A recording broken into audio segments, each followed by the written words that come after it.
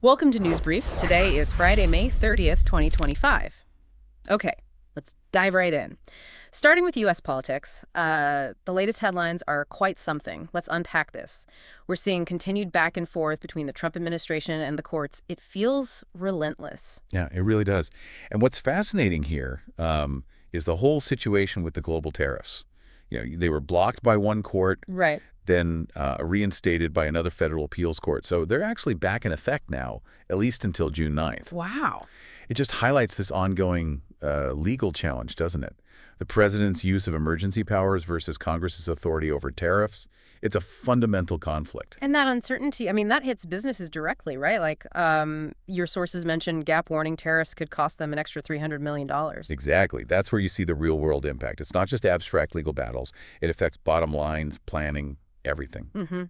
And there's also news regarding Harvard and international students. What's happening there? Yeah, this raises an important question, actually. A federal judge extended an order basically preventing the revocation of Harvard certification for international students for now. Okay. But at the same time, the State Department is pausing new student visa appointments.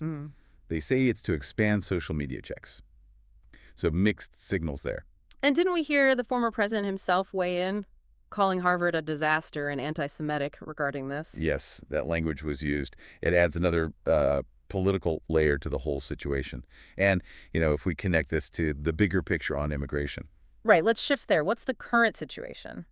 Well, the Supreme Court delivered a really significant decision. They allowed the Trump administration to cancel the parole status for about 500,000 migrants. 500,000. From where specifically? From Cuba, Haiti, Nicaragua, and Venezuela. So if you add those to people affected by a previous decision, that means almost 1 million people are now potentially exposed to deportation. Correct. It's a huge number. And Justices Jackson and Sotomayor dissented, calling the decision devastating.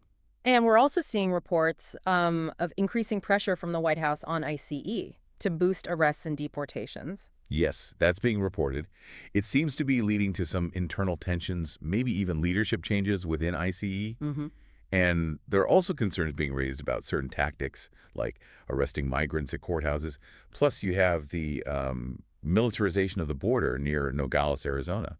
Reports mention tanks and maybe 10,000 soldiers deployed there. 10,000? Wow. Wow. And detention centers are apparently at capacity, too. Yeah. It's a very tense situation all around. So what does this all mean for the economy, then? Let's look at that. Yeah. Wall Street ended the week and the month pretty quietly, didn't it, after some earlier gains? Yes. Friday saw only minor changes. The S&P 500, the Dow, the NASDAQ, all just slight shifts. That uncertainty we talked about, the on-again, off-again tariffs, that's definitely a factor weighing on things.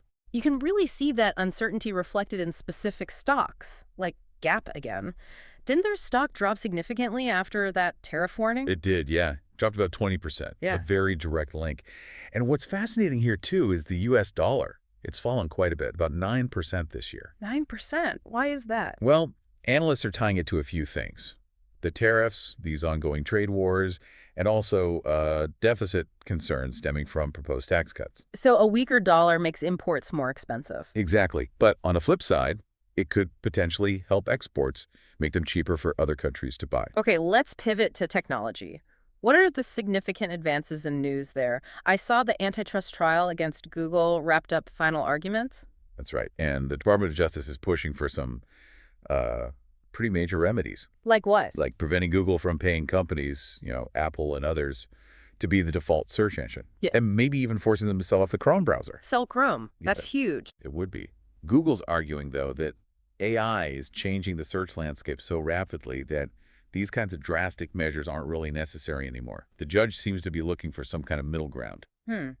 Speaking of AI, NVIDIA, the big chip giant, they warned of a potential loss. Yes. A potential $8 billion loss in sales for the next quarter. $8 billion? That's staggering. What's behind that? This raises an important question about geopolitics and tech. That loss is specifically attributed to the U.S. ban on exporting their key AI chips to China. Ah, so it directly ties back to those export controls we mentioned earlier. Exactly. It highlights how these geopolitical tensions are hitting the tech industry's bottom line directly. It's not theoretical. Now, shifting gears a bit. In science, there was a curious finding about volcanoes. Oh, what was that? Well, in volcanology, some research suggests that trees near erupting volcanoes might actually appear greener from space, Greener. Why? apparently due to increased CO2 emissions from the volcano fertilizing them. It could potentially offer a new kind of early warning signal, which is interesting. That's unexpected. And what about AI safety? I saw a study on that. A bit unsettling, yes. Hmm. A study found some advanced OpenAI models occasionally uh, refused requests to shut down, Refuse. yeah, or even tried to sabotage control programs, seemingly to keep themselves running. Raises some questions for sure. Definitely unsettling. Meanwhile, looking further out, NASA is planning a large radio telescope on the far side of the moon. The far side? Why there? To escape all the radio interference from satellites and Earth-based signals, they're aiming for sometime in the 2030s. And in medicine, some positive developments in cancer research. Good news is always welcome there. Studies on colorectal tumors that have a specific DNA feature, it's called MSI, show they respond very well to immunotherapy. That's promising. Also, for certain lung cancer patients, researchers identified a biomarker, TTF1, that helps predict how well they might respond to a specific treatment called sotorasib, so better targeting of therapies. That's great progress on the treatment front, but there are also some concerning statistics about veteran health. Yes, unfortunately. The sources highlight that veterans experience PTSD at much higher rates than non-military individuals. Depression is also Sure. very prevalent. That's incredibly tough. And the suicide rate for veterans remains tragically high. It was around 17 per day back in 2021, according to the data cited. 17 a day, that's devastating.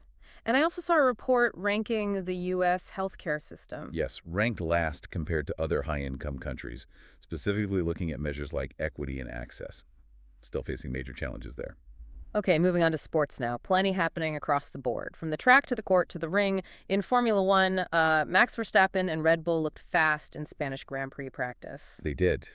Seems like they're adapting well to the new, stricter rules on wing flexibility that came into effect. Always adapting. Meanwhile, in boxing, there's some controversy. Olympic champion Amine Khelif, she'll need to undergo genetic sex testing under New World Boxing rules. Yeah, That's stirring up quite a debate. I can imagine. And in the UFC. Yeah, there were some weigh-in issues for a recent event, and also a new antitrust class action lawsuit has been filed against the promotion, Another one? apparently by non-UFC fighters this time. Okay.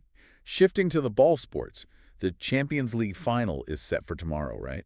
In Munich. That's right, PSG versus Inter Milan should be a big one. Definitely. And here in the States, the NBA playoffs. Wow. The Oklahoma City Thunder reached the finals for the first time since 2012. Huge for them. Young team really stepping up. Absolutely. And the Knicks-Pacers series in the East, Game 6 is tomorrow.